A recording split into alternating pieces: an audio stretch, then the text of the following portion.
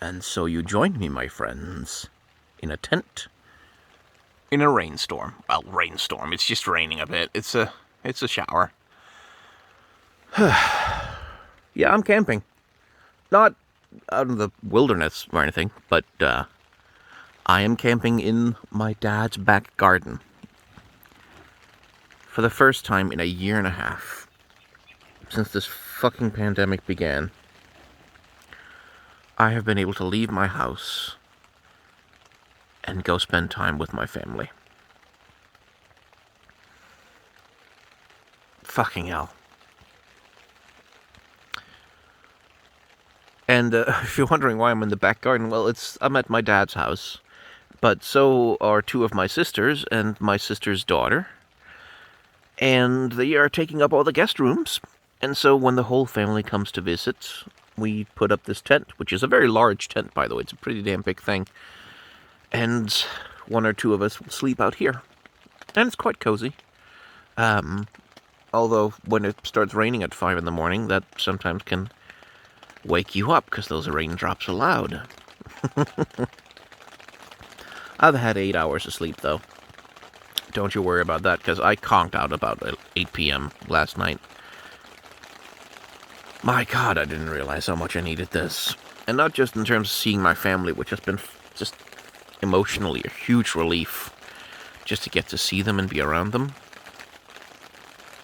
But, like, when I got here yesterday, my dad had, they have a huge deck, my dad and my stepmom, around the house. There's a huge deck, absolutely wonderful in the summer. And I just laid down on that deck, and I stared at the sky, and I bathed in the sun, and I deflated like a motherfucking balloon. Like, just completely deflated. Because I work from home, right? Like, that's what I'm always doing. So anytime I'm at home, I'm at work. That's sort of the reality of being a YouTuber. Is like anytime you're around your PC, your workstation, you are technically at work. And while I've tried to take breaks and holidays, you know, where I'm like, okay, I'm not doing any work on, like, I'm not working on videos for a week or whatever, like, I'm still around my computer. I'm still gonna be responding to comments and, like, moderating, and, you know, I'm still gonna be doing a bunch of work. But now, here, finally sort of, like, away from things, I can't work. Like, I could maybe use my phone to start typing a script in Google Docs or whatever, but no, I can't really work. I'm not at work for the first time in a year and a half. And yeah, that, like I said, I deflated like a balloon. I was carrying around a lot more work stress than I thought I was. So my God, did I need this just to get the fuck out of the house. I often worry that I'm not working hard enough, like, for, like, to be worth the 100,000 subscribers and the Patreon money and all that. But, you know, I mean, I don't know if I'm working hard enough, but I'm definitely working. I'm not lazy, because if I was lazy, then I would not be this fucking relieved and this de-stressed just to get away from it. Yeah, no, I work. And it has made me think that I need to take a holiday, like a proper one at some point.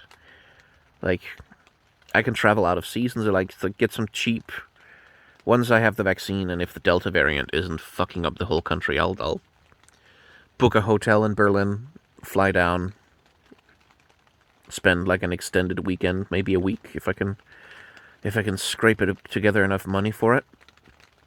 Go to some museums and just, like, hang out. Because that's the kind of thing that you can get, like, at least from where I live, you can get that for cheap. When you're doing it out of season, and if you plan, like, 4 or 5 months ahead, something like that. Like, I need a vacation. I need to take time off, get away from things just for a bit, because holy shit. I needed that. Oh, by the way, say hello to my Winnie the Pooh bed sheets, which it's my dad's little joke. Whenever I'm here, he gives me the Winnie the Pooh bed sheets. He thinks it's very funny. But jokes on him, they're really comfy. Like, they're really soft and nice. I really like them.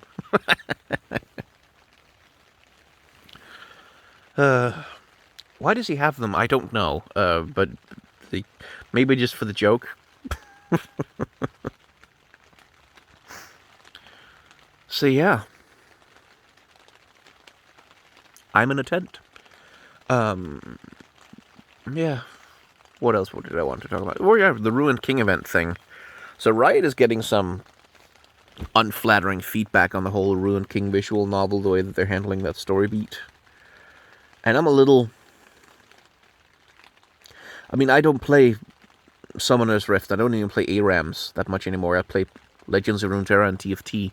So I haven't experienced the visual novel for myself. Like, I've been watching the Crits videos about it. And I'm kind of thinking I'll watch some... Like, there's some silent playthroughs of the visual novel on YouTube that you can sort of watch.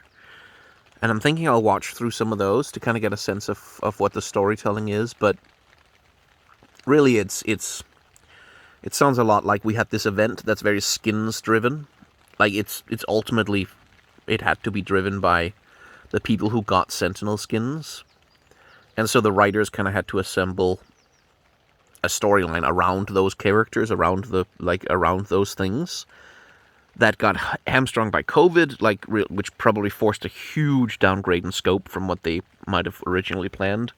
That got hit with the main problem, I think, with the Ruined King event. Like, the main thing that's causing it trouble is that Riot, as a company, are just so fucking incapable of putting anything in the game that's not meant to drive engagement with the game.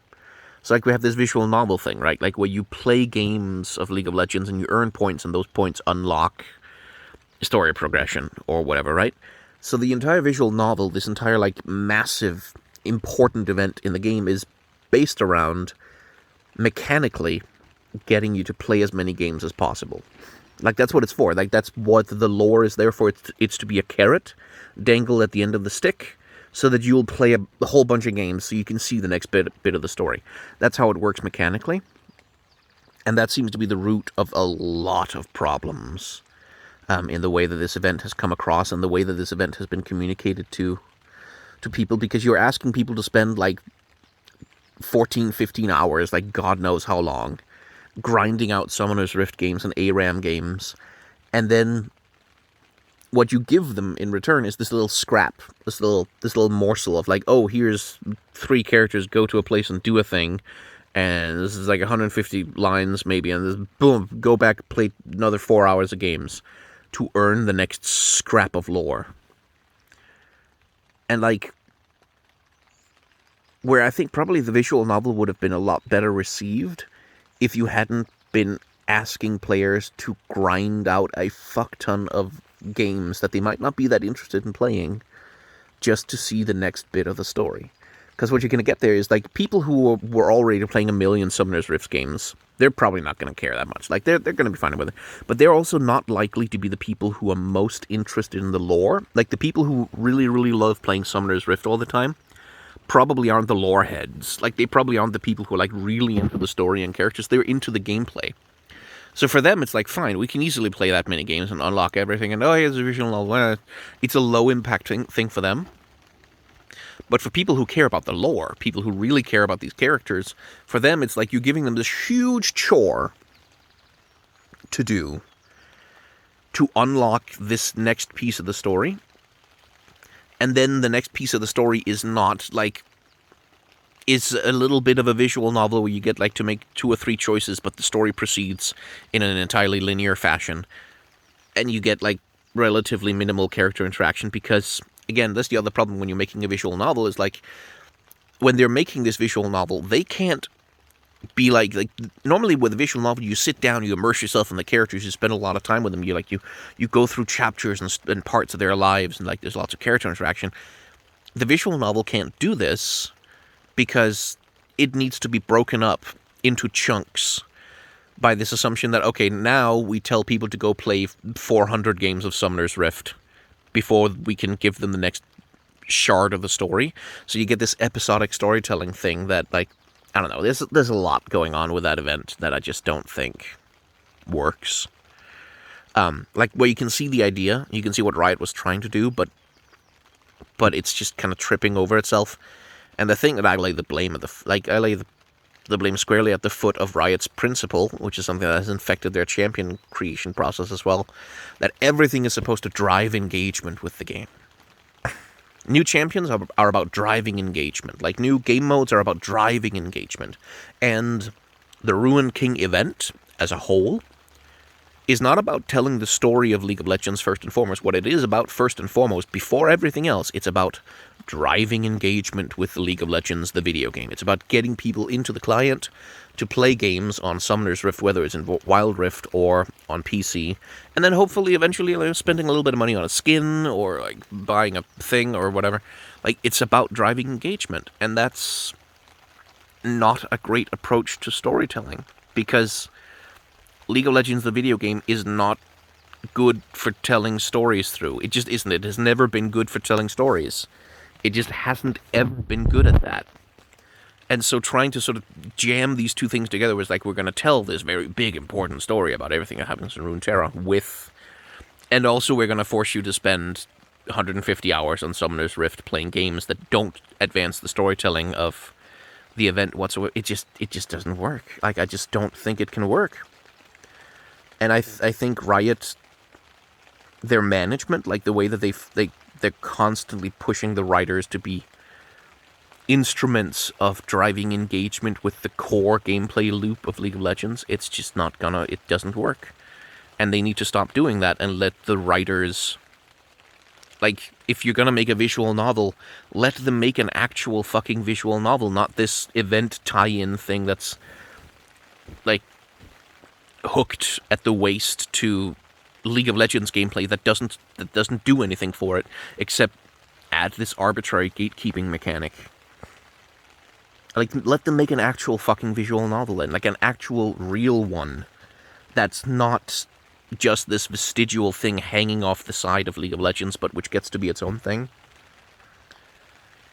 But yeah, I'm gonna need to make a video about that at some point, aren't I? But that's work. And work can wait. I'll be back home tonight, hopefully, late tonight. And then tomorrow it's back to work. But yeah, I'm not kidding. I really needed this, and when I get back, I'm gonna feel so much better.